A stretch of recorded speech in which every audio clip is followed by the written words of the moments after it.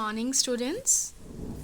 Today we are starting chapter 3, Private, Public and Global Enterprises.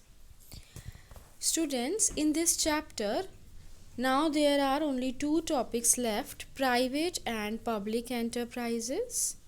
Global enterprises is now out of syllabus as CBSE has reduced 30% syllabus this year. So global enterprises now it is not in syllabus. So we have only two topics left: private and public enterprises. Private enterprises we have already studied in chapter 2: sole proprietorship, partnership, joint Hindu family business, cooperative societies, company. These all we have already studied in chapter 2. Now we are going to start next sector, that is public sector enterprises. So in this chapter only public sector enterprises is left, because private sector enterprises we have already studied in chapter 2 and global enterprises is now out of syllabus in the year 2020-21. So in this chapter we study public sector. Public sector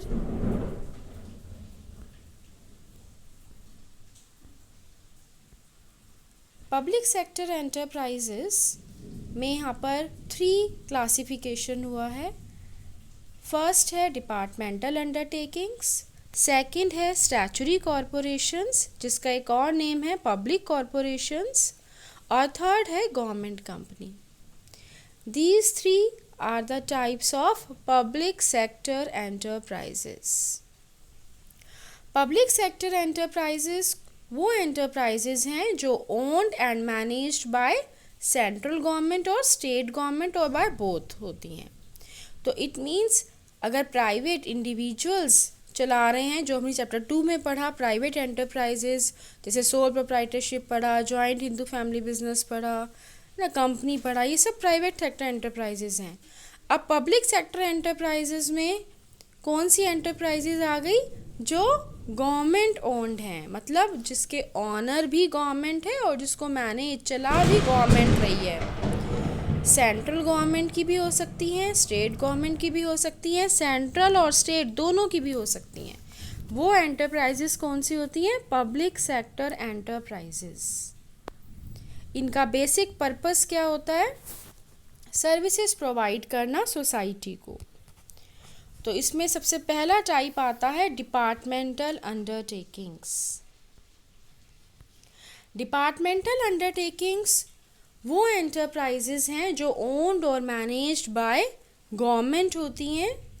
यहाँ पर क्या होता है, अलग अलग departments बना दिए जाते हैं. जैसे आप देखते हैं रेलवे मिनिस्टर है ना, तो एक रेलवे डिपार्टमेंट बना दिया, उसमें गवर्नमेंट का है ये, और गवर्नमेंट के जैसे मिनिस्टर्स वगैरह, कैबिनेट मिनिस्टर्स वगैरह बनते हैं तो वो यहाँ पर होते हैं. तो ऐसे डिपार्टमेंट वाइज यहाँ पर सोसाइटी के वेलफेयर के लिए ये वर्क करते हैं, और इनके जितने भी डिसीजंस होते हैं वो गवर्नमेंट लेती है. जितना भी इसमें फ़ंड आता है वो गवर्नमेंट देती है. तो इसमें जो भी हमें डिसीजन लेना है तो बिना गवर्नमेंट की परमिशन से हम नहीं ले सकते. इसमें बजट पास होता है ईयरली, वहाँ से यहाँ पे फंड्स अरेंज होते हैं. तो इस तरह की एंटरप्राइजेस को हम डिपार्टमेंटल अंडरटेकिंग्स कहते हैं. जैसे हमने एग्जांपल दिया रेलवे डिपार्टमेंट, तो यहाँ पर रेलवे मिनिस्टर्स हैं, वो जिसे ओन मैनेज गवर्नमेंट कर रही है. गवर्नमेंट रेलवे मिनिस्टर बनाती है, जो भी गवर्नमेंट पावर में होती है जिस जगह पर. तो इस तरह से डिपार्टमेंटल अंडरटेकिंग्स एंटरप्राइजेस हैं. तो ये क्रिएट गवर्नमेंट करती है. इसमें जो फंड्स आते हैं, फाइनेंस जो है वो भी गवर्नमेंट से आता है, कंट्रोल पूरा गवर्नमेंट का है, मतलब जो भी डिसीज़न है वो गवर्नमेंट से पूछ के लिए जाते हैं.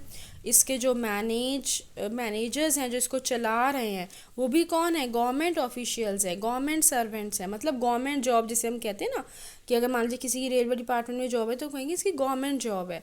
तो इट मीन्स वो गवर्नमेंट ऑफिशियल्स हैं, गवर्नमेंट सर्वेंट्स हैं, वो इसे मैनेज कर रहे हैं.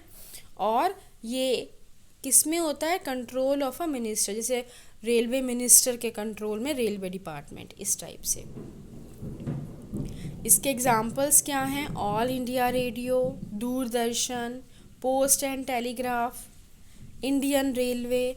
ये सब क्या है? अलग अलग डिपार्टमेंट्स हैं गवर्नमेंट के, और इनके अलग अलग मिनिस्टर्स अपॉइंट होते हैं, और इनमें फंड्स भी गवर्नमेंट के होते हैं, कंट्रोल डिसीजन भी सब गवर्नमेंट का होता है। तो इस तरह के एंटरप्राइजेस को हम क्या बोलते हैं? Departmental undertakings. इनके क्या फीचर्स हैं? फर्स्ट फीचर कि इसमें फाइनेंस कहाँ से आता है? Budget allocation. एलोकेशन मतलब होता है डिस्ट्रीब्यूशन, कि जब गवर्नमेंट हर साल बजट पास करती है तो सब इन डिपार्टमेंट्स में भी वो फंड्स को डिस्ट्रीब्यूट करती है कि इस साल हम इस डिपार्टमेंट को इतने फंड्स दे रहे हैं। तो फाइनेंस कहाँ से आया? गवर्नमेंट से, जब बजट पास हुआ तब। सेकंड फीचर क्या है इसका? Audit and control. ऑडिट का मतलब क्या होता है? अकाउंट्स को चेक करने को हम ऑडिट कहते हैं। तो इन डिपार्टमेंट्स के जो अकाउंट्स हैं, अकाउंट्स का मतलब क्या होता है? रिकॉर्ड ऑफ ट्रांजैक्शंस, कि कहाँ कितना पैसा खर्च हुआ, कहाँ से कितना पैसा आया, जितनी भी कितनी इनकम हुई, कितने एक्सपेंसेस हुए, ये सब जो रिकॉर्ड है, जो अकाउंट्स हैं, वो गवर्नमेंट चेक करती है। तो यहाँ पे ऑडिटिंग भी है और कंट्रोल भी है, किसका? गवर्नमेंट का। तो they are subject to government audit, मतलब गवर्नमेंट इन डिपार्टमेंट्स का सारा अकाउंट्स चेक कर सकती है कभी भी। तो ये गवर्नमेंट के कंट्रोल में है कि कितना फंड जिसको इस साल मिला था, कहाँ कितना खर्च हुआ, कितना बचा है, कहाँ पे कितनी ज़रूरत है। तो सारा कंट्रोल, अकाउंट्स की चेकिंग सब होती है यहाँ पर। Third feature, employees. Employees are government servants. जैसे अभी आपको समझाया था कि इन डिपार्टमेंट्स में जो भी हम जॉब कर रहा है उसे हम क्या कहेंगे? गवर्नमेंट जॉब में है ये, तो गवर्नमेंट सर्वेंट है वो, मतलब गवर्नमेंट से ही उसको सैलरी मिलती है, गवर्नमेंट का ही वो वर्क कर रहा है। तो एम्प्लॉयज़ कैसे हैं यहाँ पे? गवर्नमेंट जॉब वाले, government servants. Next feature is control. यहाँ पर जो मिनिस्टर्स हैं, जैसे मान लो रेलवे डिपार्टमेंट है तो रेलवे मिनिस्टर के कंट्रोल में है, बिल्कुल डायरेक्टली रेलवे मिनिस्टर से ही सारे वहाँ पे पावर्स वही उसी के पास है, वही सब डिसीज़न लेते हैं। तो subject to direct control by the concerned ministry.